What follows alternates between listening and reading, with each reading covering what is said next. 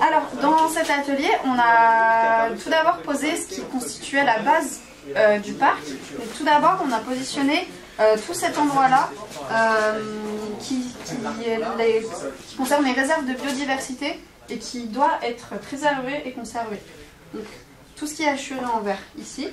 Ensuite, on a positionné les endroits où il pouvait y avoir de la pédagogie et des événements autour de l'histoire du site et aussi de la biodiversité. Donc, dans les bâtiments existants, sur les dalles laissées par les anciennes écuries, par les anciennes tribunes, on peut imaginer des endroits de pédagogie, d'ateliers, de résidences d'artistes, des choses qui évoquent la mémoire des courses autour des écuries qui ne seraient pas forcément encore en l'état, mais dont peut-être au moins une partie serait conservée.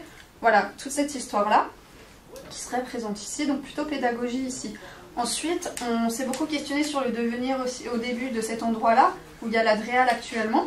Donc pour l'instant, on ne sait pas encore si ce sera intégré au projet ou non, mais si c'est intégré, pourquoi ne pas mettre un parking, vu que c'est déjà tout bétonné. Et il faudra bien sûr penser plus tard à la question des parkings qui est très importante.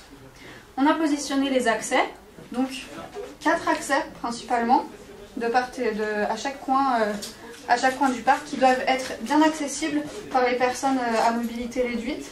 Les personnes qui ont du mal à se déplacer ou les personnes handicapées doivent vraiment avoir leur place dans le parc selon les participants. Et c'est pour ça aussi qu'ils ont positionné la plaine événementielle près d'une entrée et à un endroit où ce serait vraiment accessible par tout le monde.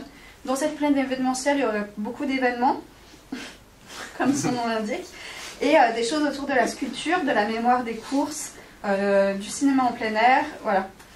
Dans les fonctions de base aussi, on a positionné au tout début les 2 terrains de sport près de l'entrée principale actuelle, près des vestiaires actuels, qui garderaient leur place au même endroit pour c'est beaucoup plus pratique et tous les équipements sont là actuellement. Donc les terrains de sport vraiment à l'entrée et qui ne gêneraient pas la biodiversité qui s'exprime dans les franges.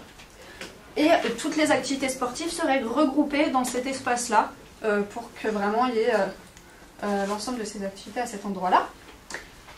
Et la piste bien sûr préservée, donc la piste qui fait 1,7 km environ, avec des parcours santé, toujours la course et du vélo.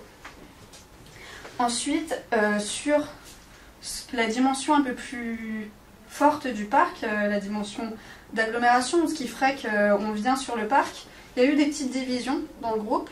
Une partie pense que ce qui fait la spécificité du parc, c'est son ouverture. C'est un site d'exception, avec une biodiversité très, très riche. Le fait qu'il y ait des arbres tout autour, qu'il y ait cette structure paysagère avec la piste, fait qu'il est ce qu'il est aujourd'hui et qu'il est donc à préserver en l'état et avec cette grande ouverture pour certains.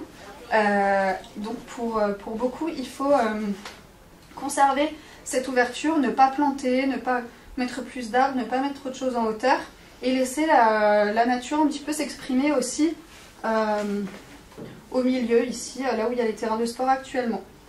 C'est pour ça qu'on a écrit « La nature reprend ses droits ».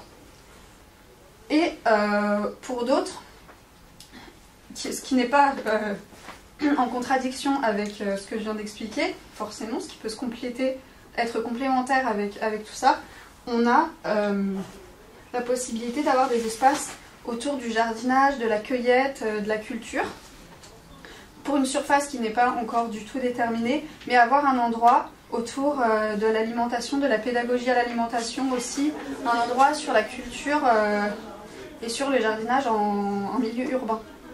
Et ce qui manque aujourd'hui à Rouen, et beaucoup autour de la pédagogie.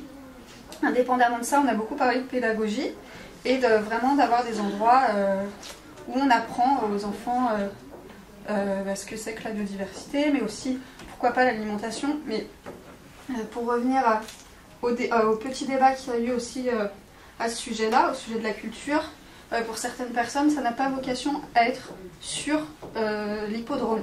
C'est quelque chose de très important pour beaucoup de participants, qui doit être la pédagogie à l'alimentation et la culture. La permaculture est importante, mais n'a pas sa place, selon certaines personnes, sur le champ de course. Donc ça, c'est vraiment le principal débat qu'il y a eu. Et donc la dimension d'agglomération du parc serait donnée par cette identité d'ouverture et de la biodiversité riche du site, et par des événements, parce que j'ai pas encore parlé aussi de la culture, par des événements dans l'année, plusieurs événements un peu forts qui feraient venir les gens autour soit de la culture, soit, enfin c'est pas, ça peut être les deux, donc de la culture autour de la biodiversité, d'événements un peu fédérateurs. Et voilà, je crois que j'ai tout dit, je ne sais pas si j'oublie des choses. La meilleure mémoire du site repose sur le respect de son ouverture. Ça, je pense que c'est clé dans l'histoire. Et l'ouverture du site, elle n'est jamais aussi bien représentée que par les plantes les plus basses que sont les herbes. Et le respect des herbes, c'est aussi celui de l'histoire d'un hippodrome comme celui-là.